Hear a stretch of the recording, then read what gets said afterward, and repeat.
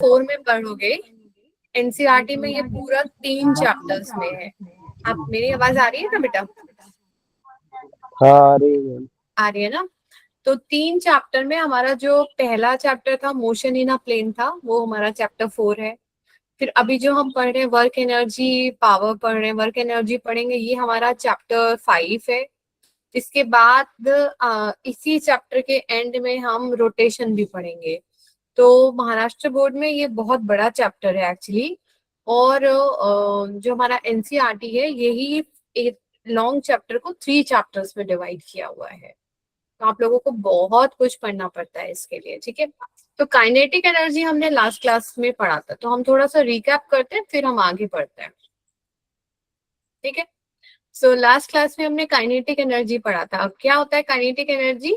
Energy due to, बोलो, energy due to motion.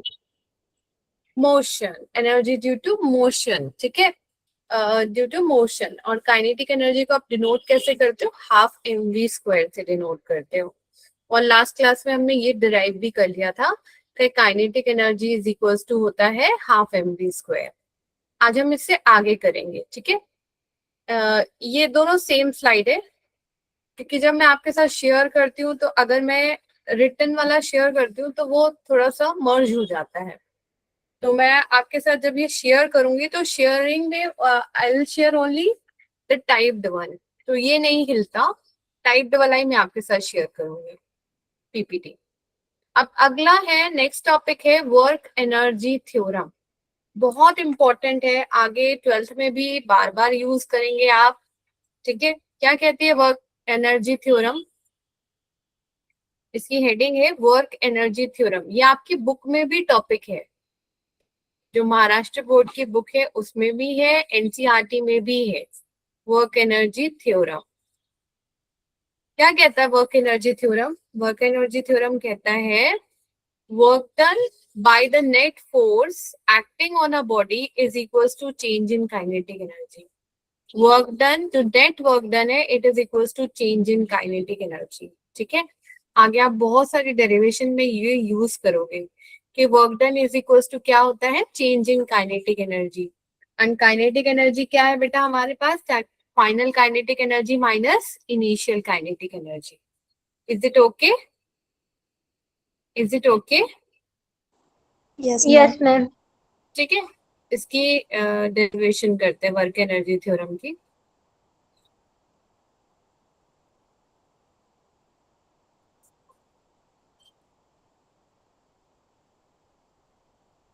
मैंने एक ब्लैंक स्लाइड डाली थी, ऊपर चली गई वो।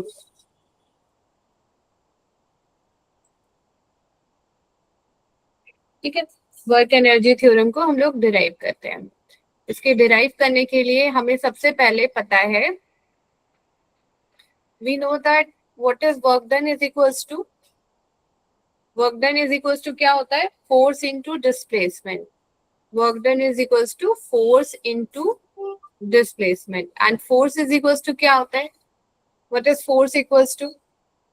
मास इनटू, पढ़ा है ना हमने, मास इनटू एक्सेलरेशन पढ़ा है। तो फोर्स की जगह हम यहाँ पर लिख सकते हैं, यहाँ पर हम फोर्स की जगह पर लिख सकते हैं F equals to m into a. ये बात हम लिख सकते हैं, यस और no? Is it okay? Yes ma'am. ठीक है ना। Yes ma'am. फोर्स की जगह हमने मास इनटू एक्सेलरेशन लिख दिया।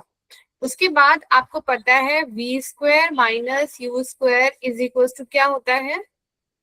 इज इक्वल्स टू क्या कहता है हमारा थर्ड इक्वेशन ऑफ मोशन? क्या कहता है? v square minus u square is equals to 2as। पढ़ा था ये हमने, v square minus u square is equals to 2as, ये पढ़ा था, third yes equation of ma'am. Motion में पढ़ा था।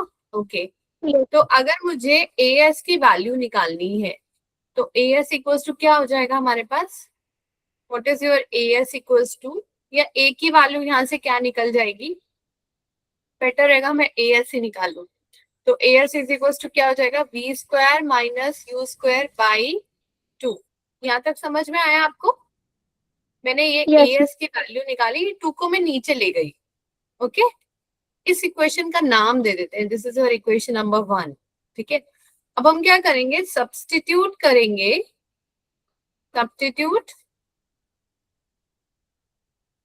सब्स्टिट्यूट करेंगे AS is equals to V square minus U square by 2 in equation number 1।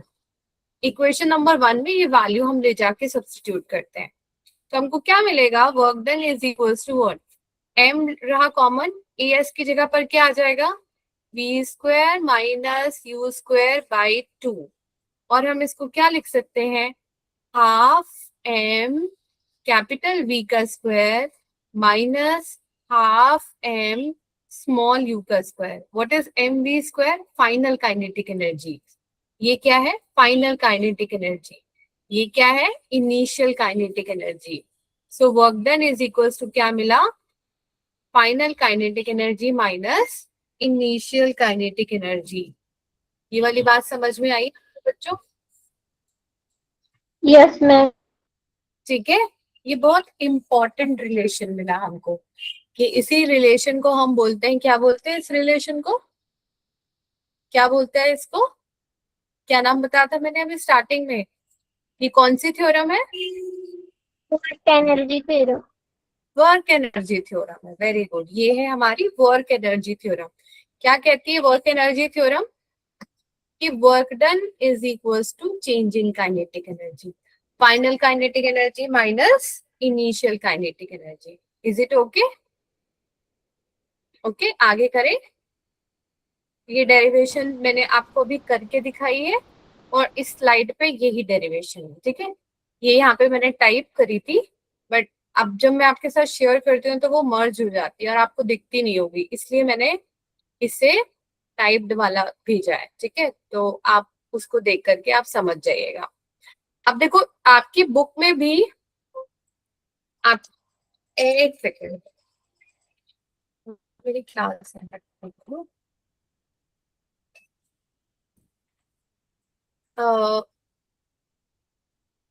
आपकी बुक में भी ये वाला देखेंगे आप, तो वर्क एनर्जी थ्योरम 2 टाइप से करा हुआ, 2 तरीके से करा हुआ आपके सिलेबस में है, आपकी ये वाली बुक में, ये वाली बुक में ये 2 तरीके से। एक हमने अभी डिराइव कर दिया, when the force is constant, work energy theorem when the force is constant, and work energy theorem, ये देखो वर्क एनर्जी थ्योरम दिख रही है आपको, 4.6 दिख रहा है?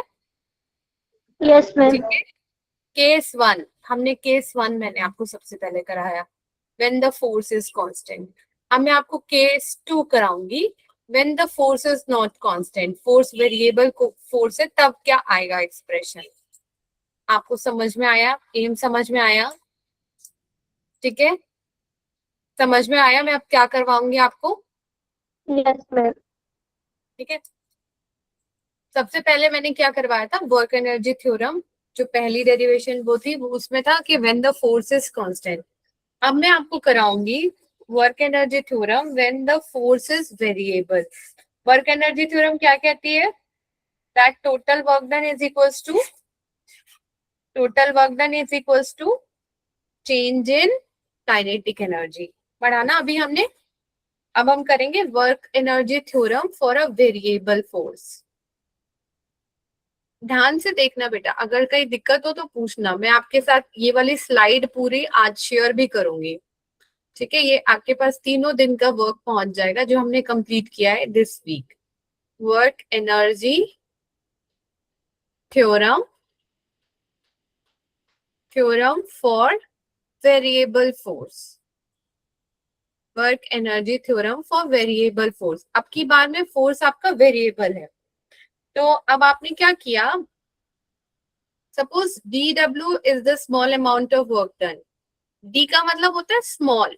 ठीक है, अभी आपको पता work done is equal to क्या होता है, फोर्स इनटू डिस्प्लेसमेंट। ओके, होता है ना। मान लीजिए यहाँ पर कोई एक बॉडी रखी थी, ठीक है, आपने उस पे फोर्स लगाया F, एंड बॉडी थोड़ा सा डिस्टेंस मूव कर जाती है और बॉडी कवर कर जाती है डिस्टेंस ds। ये वाली बात समझ में आई? देन ये क्या हो जाएगा, dw is equals to, it is a scalar quantity, इस पे वेक्टर का साइन नहीं आएगा। ठीक है, so dw is equals to क्या हो जाएगा, f डॉट ds। ये वाली बात समझ में आई? ये पढ़ा था ना हमने, ये पढ़ा था, यस मैम। ठीक है। तो यहाँ पर अब आप इसको क्या लिख सकते हो, एफ डॉट ds को हम लिख सकते हैं एफ ds, दोनों फोर्स और डिस्प्लेसमेंट एक ही डायरेक्शन में है, फोर्स भी इसी डायरेक्शन में लग रहा है और बॉडी भी इसी डायरेक्शन में जा रही है, तो इनके बीच का एंगल क्या हो जाएगा बेटा, फोर्स भी इसी डायरेक्शन में है और डिस्प्लेसमेंट भी इसी डायरेक्शन में हो रहा है, तो दोनों के बीच का एंगल क्या हो जाएगा, 0। 0 हो जाएगा। सबको ये बात समझ में आई? सो इट इज cos 0, और cos 0 क्या होता है, cos 0, cos का टेबल याद करने को बोला था, cos sin 10 का, तो cos 0 की वैल्यू क्या होती है, 1। 1। अभिषेक है क्लास में? Are you there Abhishek? Bhagyashree है? यस, अभिषेक है? Yes ma'am. हाँ, समझ में आ रहा है ना बेटा आपको? F D S Yes. cos 0 is 1, ठीक है। तो यहाँ पे क्या मिलेगा, D W is equals to F D S. Okay, अब हम इसको ऐसा लिख सकते हैं क्या, हम इसको force equals to mass into acceleration लिख सकते हैं क्या, लिख सकते हैं ना, अभी हमने पढ़ा भी था कि फोर्स क्या होता है, force equals to mass into acceleration होता है, लिख सकते हैं। Yes ma'am. ओके, हम इसको ऐसा भी लिख सकते हैं क्या, D W is equals to one, acceleration को हम ऐसा लिख सकते हैं क्या, DV by D T into D S, ये भी पढ़ाया था ना मैंने। एक्सेलरेशन क्या होता है, rate of change of velocity, DV by D T होता है। एक्सेलरेशन आपका ए जो है वो डीवी बाई डी टी होता है, तो ए की जगह मैंने डीवी बाई डी टी लिख दिया है। यहाँ तक आया समझ में? Yes ma'am. यहाँ तक आया? अच्छा, अब इस इक्वेशन में मैं क्या करूंगी, जबरदस्ती जो अभी मुझे मिली है M DV by D T, इसमें मैं जबरदस्ती dt को मल्टीप्लाई भी कर देती हूँ और dt को डिवाइड भी कर देती हूँ। यहाँ पर देखो, ds के नीचे मैंने जबरदस्ती dt को डिवाइड भी कर दिया और मल्टीप्लाई भी कर दिया, ऐसा कर सकती हूँ मैं। अगर सेम नंबर से मल्टीप्लाई और डिवाइड करोगे तो कोई इफेक्ट नहीं पड़ता, ये बात पता है ना? Is it okay? Is it okay? ये हम पर्पसली कर रहे हैं, ये क्यों कर रहे हैं, क्योंकि हमको प्रूफ करना है कि वर्क एनर्जी थ्योरम, एनर्जी इसको वेलोसिटी में कन्वर्ट करने के लिए ये पर्पसली करा है। What is distance upon time? Distance upon time क्या होता है, क्लास 9th में भी हम पढ़ रहे थे, बताइए। ये देखिए, जो यहाँ जहां पर आप मेरा कर्सर देख रहे हैं, ये डिस्टेंस अपॉन टाइम है। डिस्टेंस अपॉन टाइम क्या होता है, डिस्टेंस अपॉन टाइम क्या होता है, स्पीड। बोलो। वेलोसिटी होती है, बिल्कुल सही। डिस्टेंस अपॉन टाइम वेलोसिटी होती है, तो इसकी जगह मैं v लिख सकती हूँ। अगले स्टेप में मैं ये लिख सकती हूँ, D W is equals to M DV by D T into V into D T, ऐसा लिख सकती हूँ। ds बाई डी टी को मैंने v लिख दिया। अब यहाँ देखो, dt से dt स्टेप में कैंसिल हो गया, तो मुझे क्या मिल रहा है, dw is equals to M V D V. जब वेरिएबल होता है तो हम मानते हैं जो बॉडी थी उसकी इनिशियल स्पीड u थी और फाइनल स्पीड v हो गई, तो हमको इंटीग्रेट करना पड़ेगा। आप याद करो, मैंने पिछले चैप्टर में आपको कैलकुलस पढ़ाया था। जब मैंने आपको कैलकुलस पढ़ाया था तब मैंने आपको इंटीग्रेशन सिखाया था। अच्छा, किसी को याद है, मैंने एक फॉर्मूला लिखवाया था आपको जब मैंने इंटीग्रेशन पढ़ाया था, तो Yes, ma'am. x to the power n dx का फॉर्मूला क्या होता है, x to the power n dx का फॉर्मूला क्या होता है, x n plus 1 upon n plus Divided by 1। n plus 1. आ गया, ये बात याद आ गई, x n प्लस 1 अपॉन में n प्लस 1। अब मैं यहाँ पर भी, यहाँ देखो, ये मैंने फॉर्मूला लिख दिया जहां आप मेरा कर्सर देख रहे हो। अब मैं जो इसका इंटीग्रेशन, क्योंकि जब भी मुझे टोटल निकालना है तो मुझे इंटीग्रेट करना होता है, और जब कभी पर्टिकुलर टाइम के लिए चेंज निकालना हो तो डिफरेंशिएट करते हैं। तो अभी मुझे टोटल वैल्यू चाहिए तो इंटीग्रेट करना पड़ेगा। इंटीग्रेशन ऑफ डी डब्ल्यू क्या हो जाता है, याद करो, एक ये फॉर्मूला यूज करूंगी मैं और दूसरा formula integration of D x is x. तो यहाँ पे इंटीग्रेशन ऑफ डी डब्ल्यू क्या हो जाएगा, इंटीग्रेशन ऑफ डी डब्ल्यू हो जाएगा डब्ल्यू, एम आपका बाहर हो गया और इंटीग्रेशन हो गई किसके, उसमें वी डी वी में, lower limit u, upper limit v। तो जब आप इंटीग्रेट करेंगे तो आपको क्या मिलेगा, m, समझ में आ रहा है ना। और यहाँ पर देखो n की जगह क्या है, 1 है, तो ये क्या हो जाएगा 1 + 1 2 अपॉन 1 + 1 2। यहाँ पर क्या हो जाएगा, this is v²/2, final v, lower limit u।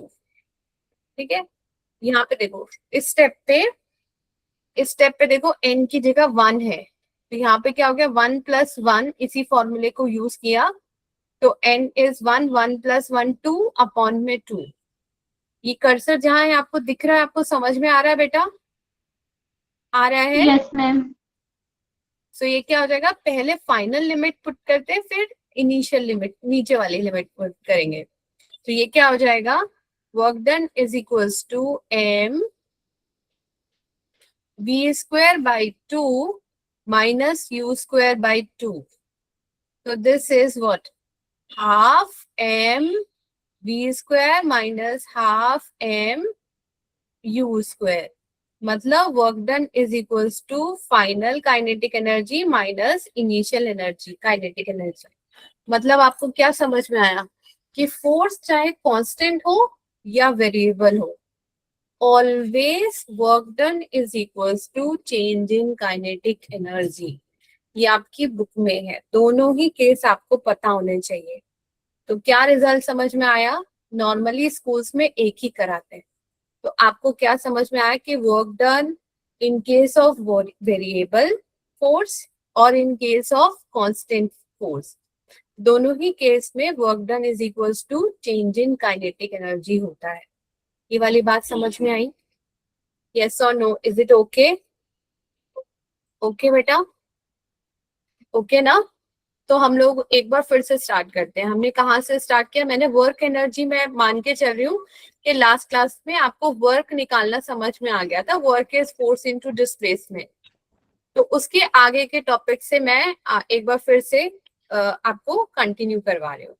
Energy पढ़ा हमने, ability to do work, dimensional formula पढ़ा, टाइप्स ऑफ एनर्जी पढ़ा, काइनेटिक एनर्जी पढ़ा। What is kinetic energy, half mv², और इसको हमने डिराइव भी किया, काइनेटिक एनर्जी क्या होती है, हाफ mv² होती है। ओके, इसके बाद हमने इसकी डेरिवेशन करी, that kinetic energy is half mv²।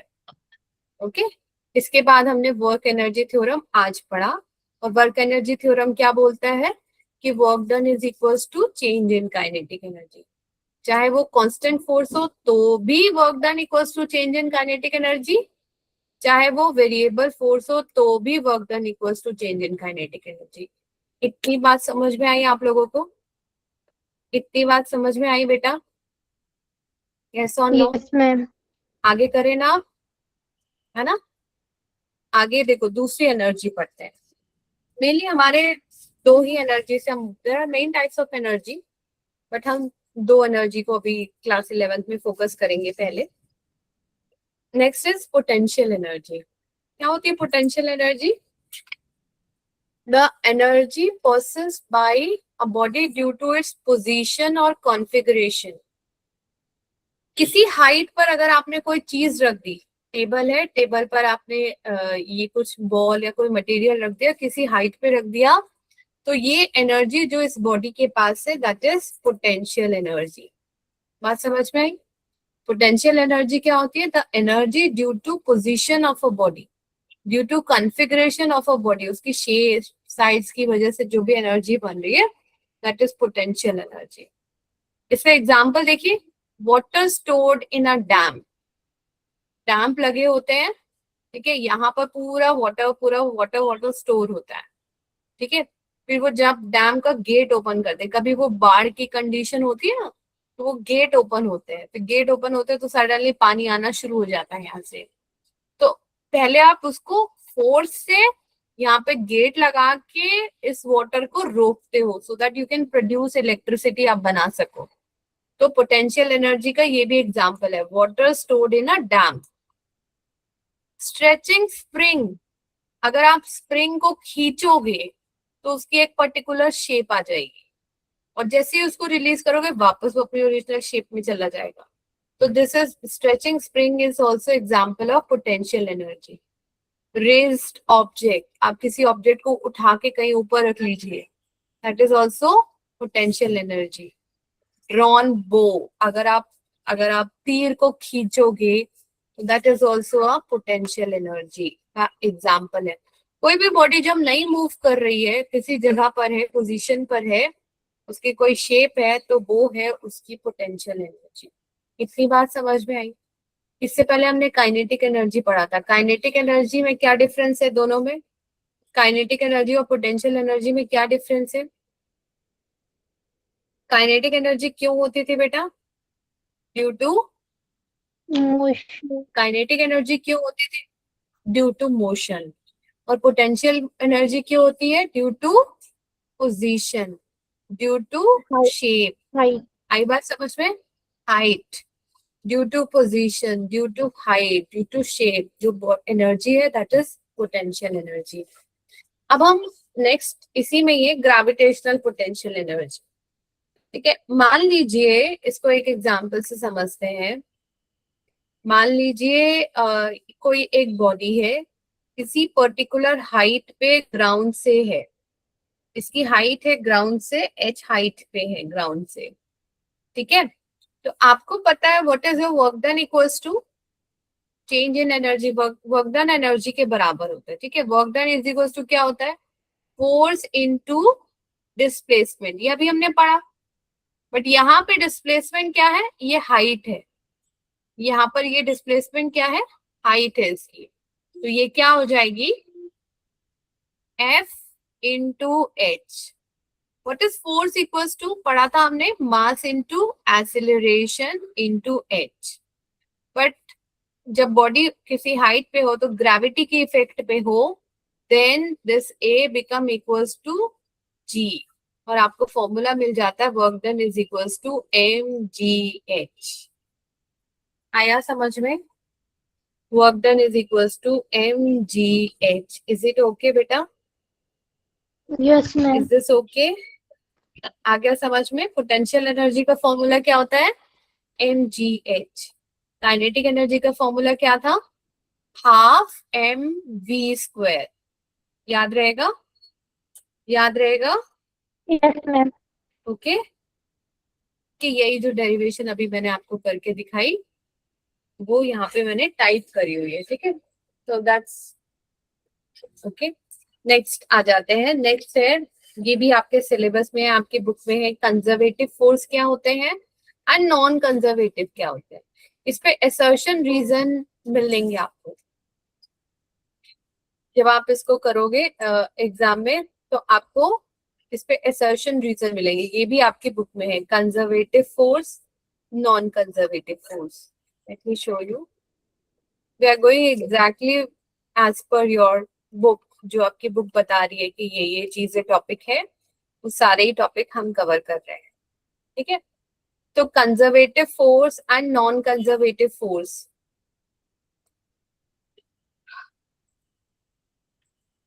क्या होता है conservative force? A force is conservative if work done depends only on the initial and the final position. Path पे डिपेंड नहीं करता, ठीक है, ठीक है। अगर मान लीजिए,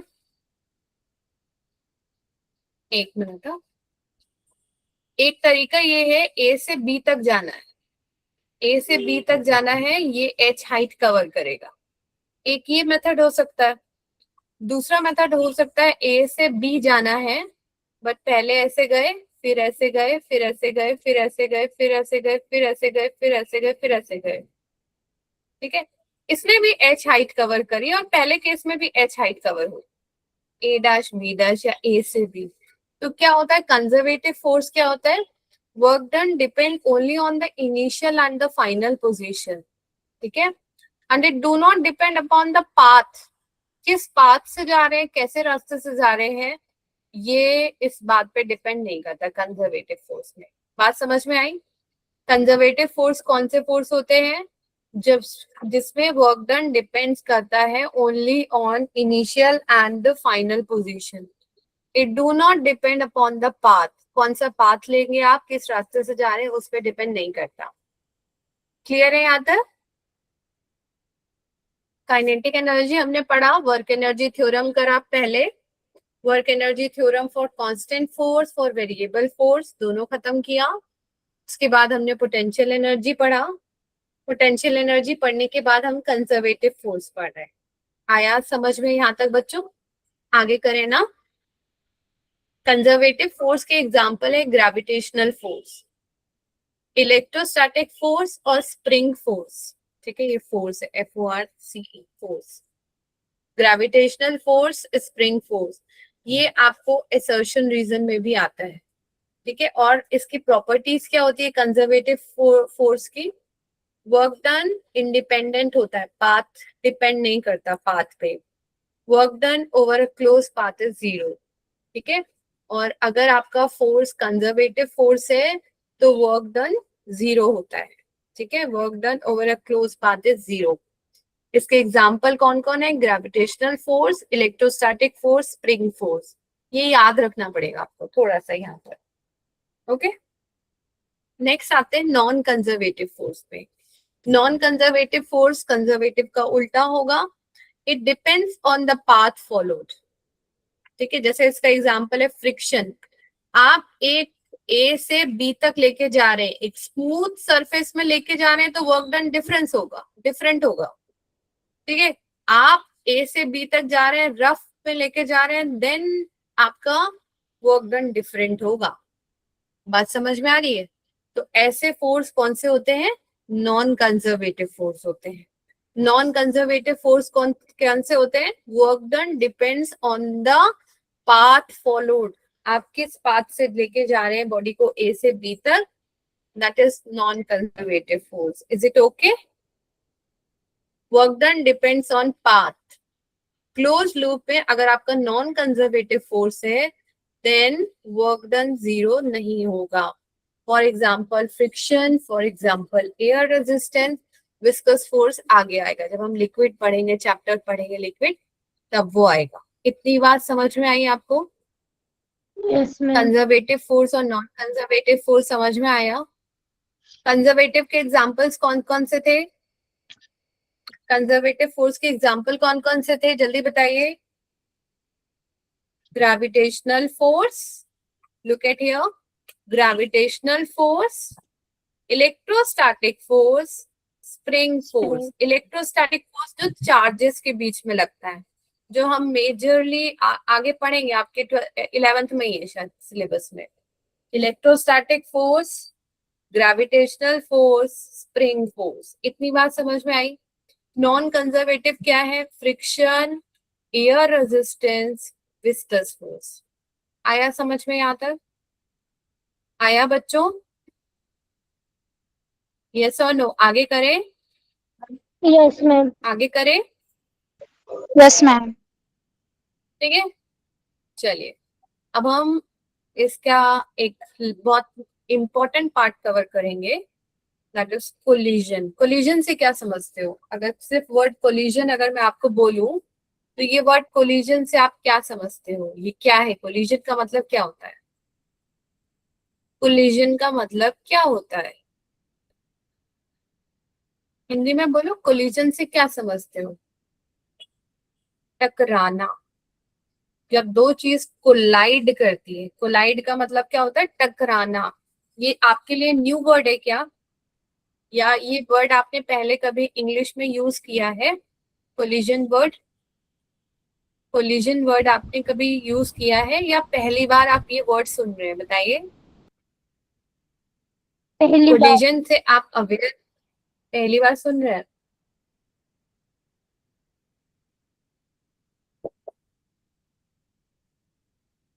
जब एक कार चल रही है मान लीजिए, यहाँ देखिए, इस तरफ देखिएगा, मैं यहाँ पर बना रही हूँ। एक कार है, दिस इज कार ए, और ये कार बी। जब इनकी टक्कर होती है ना, इसके लिए वर्ड होता है कोलाइड कर गई। ठीक है, दो चीजों का टकराना इज कोलिजन, कोलाइड करना। तो व्हाट इज अ कोलिजन? सिर्फ कोलिजन वर्ड से क्या समझते हो? इट इज अ शॉर्ट, टक्कर बहुत देर तक नहीं होती, एक शॉर्ट ड्यूरेशन के लिए होती है और फिर बहुत इम्पैक्ट छोड़ के जाती है। क्या होता है collision? Is a short duration interaction between two bodies during which they exert large force on each other and exchange momentum and energy. ठीक है, बात समझ में आई? दो कार है या कोई भी दो बॉडी, कोलिजन सिर्फ जरूरी नहीं है कि एक्चुअल में टकराए। कभी आपने मैग्नेट यूज किया, मैग्नेट यूज किया है कभी? कभी आपने मैग्नेट? Yes, ma'am. अच्छा, ऐसा होता है कि आपके हाथ में एक मैग्नेट है और आप दूसरा मैग्नेट उसके पास लेके जा रहे हो, कभी तो वो अट्रैक्ट होता है, कभी वो दूर से ही भागने लगता है, दूर दूर होने लगता है। ऐसा कभी फील किया है? दो, अगर आपने मैग्नेट हाथ में रखे हैं तो कभी तो वो अट्रैक्ट हो जाते हैं, कभी तो वो उससे दूर दूर भाग रहा है। तो एक Yes, की वजह से दूसरा अपना डायरेक्शन चेंज करता है, दैट इज ऑल्सो कोलिजन। ठीक है, तो एक की वजह से दूसरे ने अपना डायरेक्शन चेंज कर लिया, वो भी कोलिजन है। ठीक है, वो दोनों टकरा गए, वो भी एक्चुअल में कोलाइड कर गए, दैट इज अ कोलिजन। या एक की वजह से दूसरे ने अपने डायरेक्शन को चेंज कर लिया, वो भी कोलिजन है। और कोलिजन में क्या होता है? They exert large force on each other. A B पे फोर्स लगाता है, बी ए पे भी फोर्स लगाता है, होता है ना? मान लो घर में कभी कभी दो लोग आपस में इधर से उधर जा रहे हैं और देखो लाइन टकरा जाते हैं, तो कितनी तेज लगती है? लगती है ना? लगती है ना?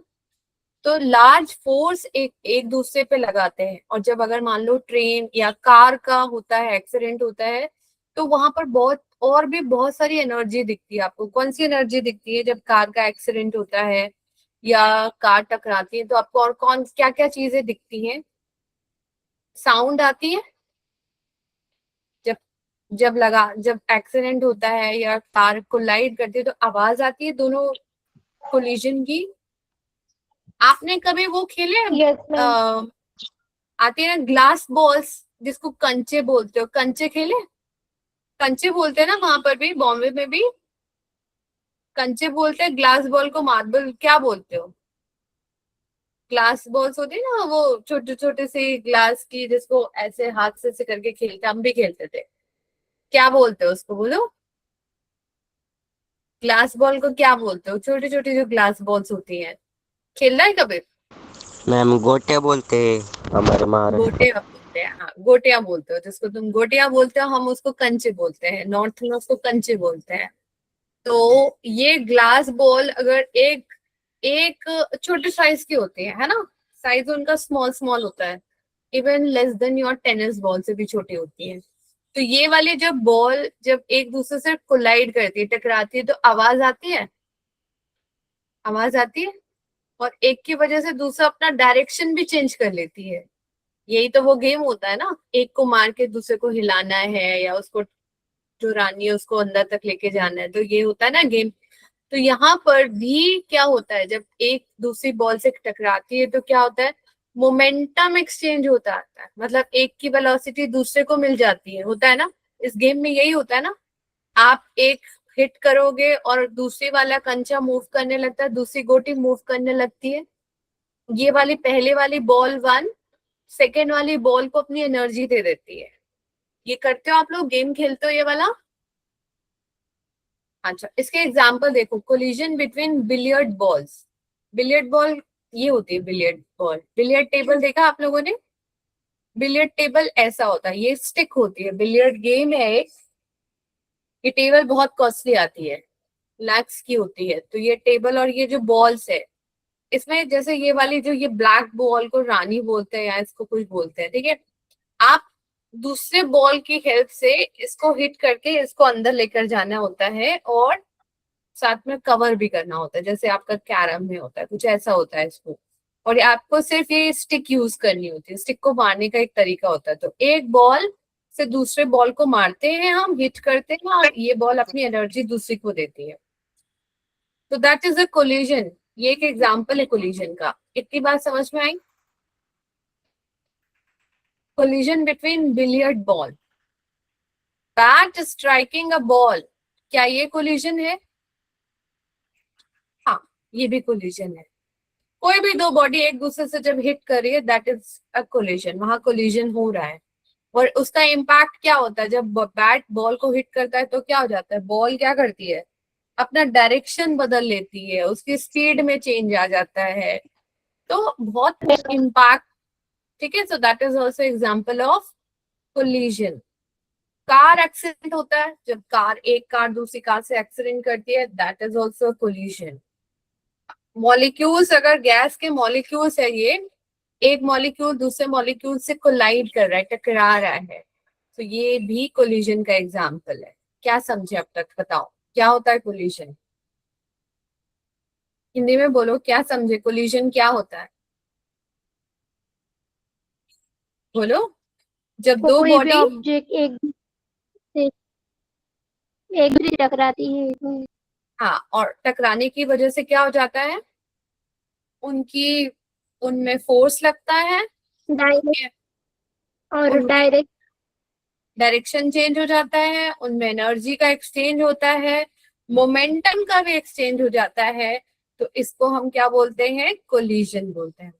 एक वर्ड यहाँ पर होना चाहिए, during interact. Collision is a short duration, body actually collide, और हो सकता है कि वो ना करे कोलाइड, लेकिन एक की वजह से दूसरे में डायरेक्शन चेंज आ जाता, that is also collision. Collision का एग्जांपल हमने समझ में आया? Billiard ball, cricket ball, car accident, molecules of gas. बहुत इंपॉर्टेंट बात होती है यहाँ पे कोलिजन में, दिस इज वेरी इंपॉर्टेंट। अभी तक हमने कौन कौन सी चीजें कंजर्व पढ़ी थी? क्या क्या चीजें कंजर्व होती हैं? क्या क्या पढ़ा है हमने? कंजर्व होती है, एनर्जी कंजर्व होती है, पढ़ा है ना आपने? Energy neither created not destroy, पढ़ा है? Energy neither created not destroy, energy conserve होती है। फिर हमने पढ़ा मोमेंटम कंजर्व होता है, एनर्जी कंजर्व होती है, मोमेंटम कंजर्व होता है, और उसी चीज को हम यहाँ पर पढ़ रहे हैं। और दूसरा हमने चार्ज भी कंजर्व होता है, ये हमने पढ़ा हुआ है। ये तीन चीजें कंजर्व्ड होती है। तो जब भी कोलिजन होता है तो momentum is conserve, this is very important. ठीक है, हम क्या पढ़ते हैं यहाँ पर? हमने क्या देखा? जब भी कोलिजन होता है तो मोमेंटम कंजर्व होता है, मतलब total momentum, initial momentum is equals to total final momentum. ये बात समझ में आई? पहले तो हमने पढ़ा कोलिजन क्या होता है, फिर हमने देखा कि टोटल मोमेंटम कंजर्व होता है before the collision is equals to after the collision. Collision की प्रॉपर्टीज क्या क्या है? कोलिजन, पहली प्रॉपर्टी क्या है कोलिजन की? कौन रीड करेगा? रीड करिए अभिषेक, फर्स्ट प्रॉपर्टी क्या है?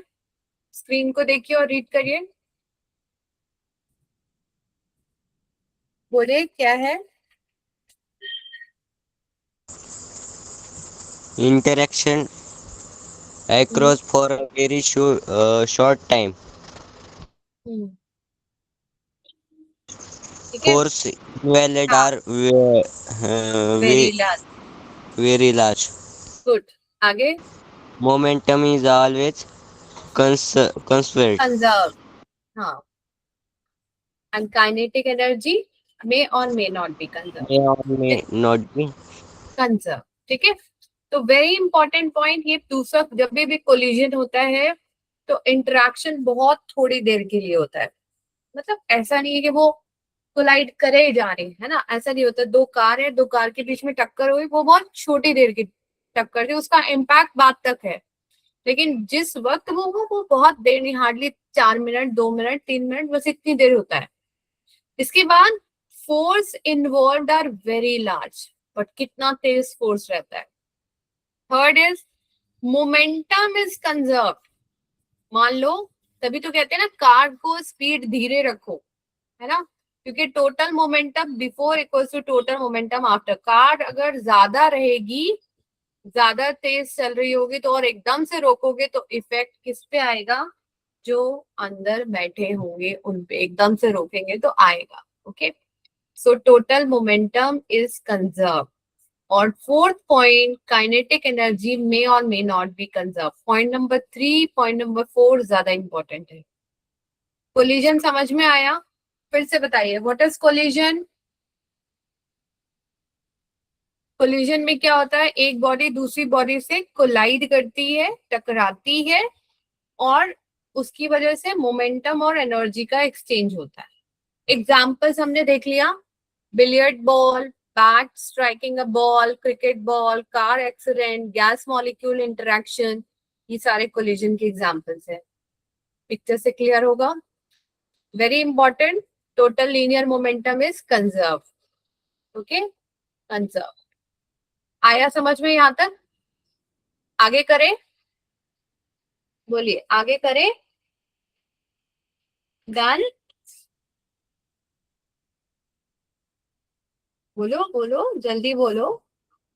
आया यहाँ तक तो हम आगे करें। टाइप्स ऑफ कोलिजन, कोलिजन कितनी तरह के हो सकते हैं वो सब करें। देखिए, सबसे पहले कोलिजन के टाइप्स देखिए। इलास्टिक कोलिजन पहला टाइप है, इलास्टिक कोलिजन। इलास्टिक कोलिजन जो कि होता है या तो ग्लास बॉल, जिसको कि मैं कंचे बोल रही थी, ठीक है? Glass ball, I don't know girls को समझ में आ रहा है? ग्लास बॉल्स, ग्लास बॉल समझ में आ रहा है बेटा आपको?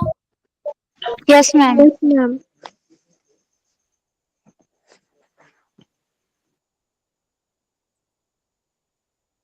ये ये ठीक है, ये ग्लास, ये तो बहुत, इसने तो पूरा वैसे दिखा दिया। ये कंचे जिससे हम लोग खेलते हैं, गोटी जो बोलते हैं, ठीक है? दीदी साथ, जब इनके बीच का कोलिजन होता है, इनके बीच का कोलिजन कैसा है? It's a perfect elastic collision. कौन सी कैटेगरी में? इसके इसके हम 5 टाइप पढ़ेंगे। तो पहला है इलास्टिक कोलिजन। इलास्टिक कोलिजन में क्या होता है? Momentum is conserve, kinetic energy is conserve, ठीक है?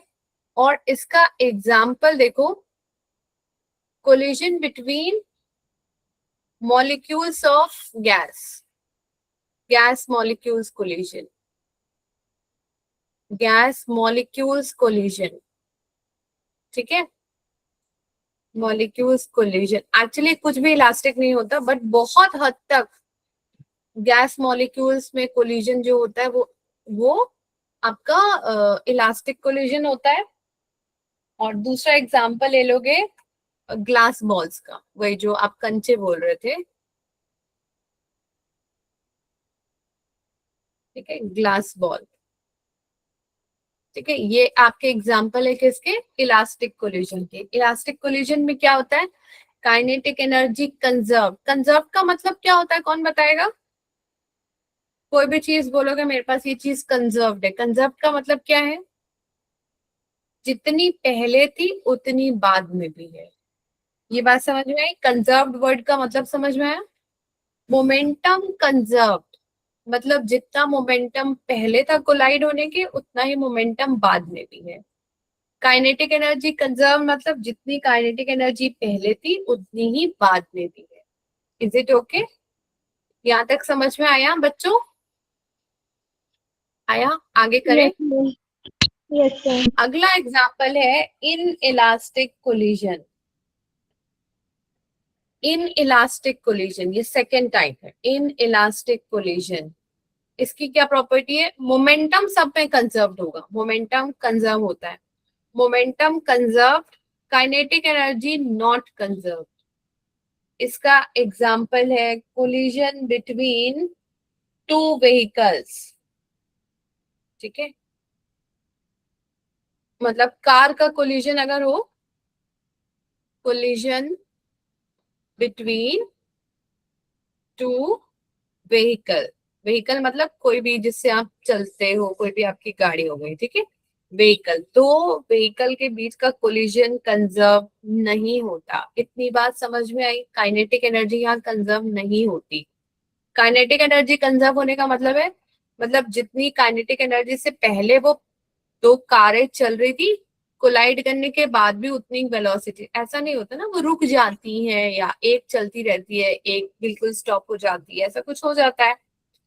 कोलिजन बिटवीन टू व्हीकल क्या होता है, some amount of energy but total energy conserve होती है। Some amount of kinetic energy क्या होती है, it is lost in form of heat, आग लग जाती है वहां, हीट में लॉस हो गया। साउंड आ जाती है बहुत जब कोलाइड करती है, तो some energy is loss in the form of sound energy. बात समझ में आ रही है यहाँ पर?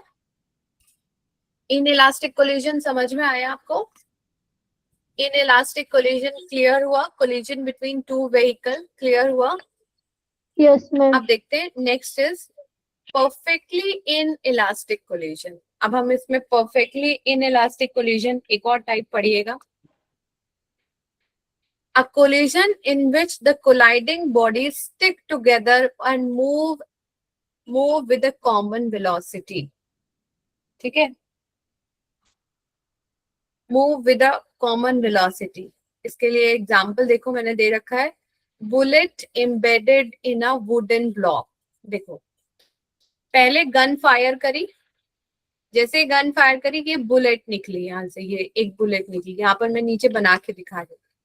इसके बाद क्या हुआ, ये एक वुडन ब्लॉक रखा हुआ था मेरे पास, वुडन ब्लॉक था। अब क्या हुआ, ये जो बुलेट थी वो यहाँ जाकर के फिक्स हो गई एंड दे टुगेदर मूव, ये पूरा एक साथ बन के एक बॉडी बन के आगे जा रही है। तो ऐसे केस को, ऐसे कोलिजन को क्या बोलते हैं, इन इलास्टिक कोलिजन बोलते हैं। अभी तक कितने टाइप के कोलिजन पढ़े हमने, कितने टाइप के कोलिजन पढ़े, 3 टाइप के। पहला कोलिजन क्या पढ़ा हमने, और पहला टाइप क्या पढ़ा, बोलो पहला टाइप क्या पढ़ा, इलास्टिक कोलिजन। क्या होता है इलास्टिक कोलिजन, बोलो। इलास्टिक कोलिजन में क्या होता है, प्रॉपर्टी क्या है उसकी, मोमेंटम भी कंजर्व होता है और काइनेटिक एनर्जी भी कंजर्व होती है। आया समझ में? इलास्टिक कोलिजन में क्या होता है, मोमेंटम भी कंजर्व होता है और काइनेटिक एनर्जी भी कंजर्व होती है। इन इलास्टिक में क्या होता है, मोमेंटम कंजर्व होता है बट काइनेटिक एनर्जी कंजर्व नहीं होती है। और परफेक्टली इन इलास्टिक में क्या होता है, एक बॉडी क्या होता है, वो इम्बेडेड हो जाती है, उसी के अंदर घुस जाती है and they together move is a single body. जैसे कि अगर कोई बस पकड़ता है चलता हुआ, है ना, and then they together move as a single body, that is also example of inelastic collision। आया समझ में? यहां तक क्लियर है आपको? यस और नो बोलो। Yes ma'am. कोलिजन, ठीक है, कोलिजन समझ में आया, टाइप्स ऑफ कोलिजन क्लियर हुआ?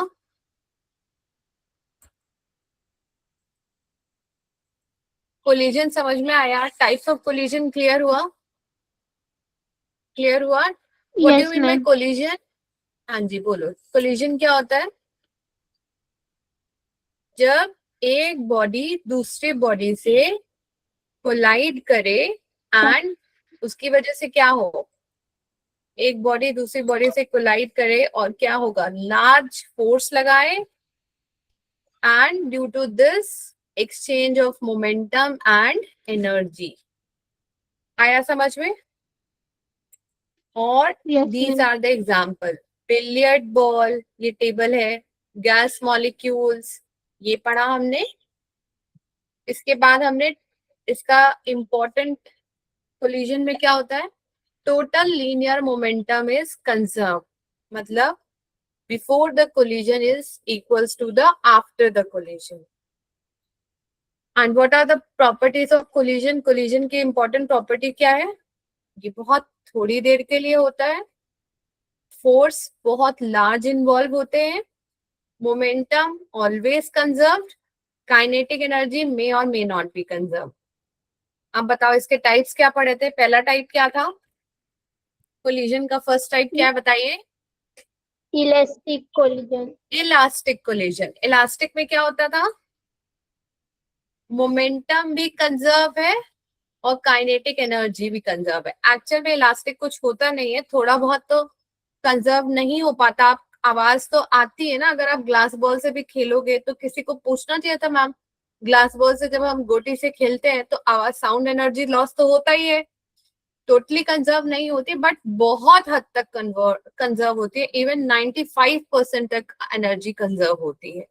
उतनी आवाज नहीं आती जितना के दो कार के कोलाइड होने से आती है। सो ये भी हम गैस मॉलिक्यूल का और ग्लास बॉल का कोलिजन इलास्टिक कोलिजन मानते हैं।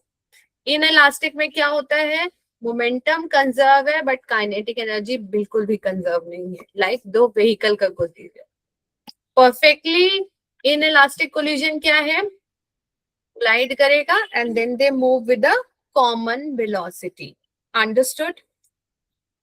यहाँ तक बात समझ में आई? Yes Is ma'am. this okay? ठीक है। So अगला topic, it's a long topic. If I continue that topic, I need at least 15 to 20 minutes. ठीक है।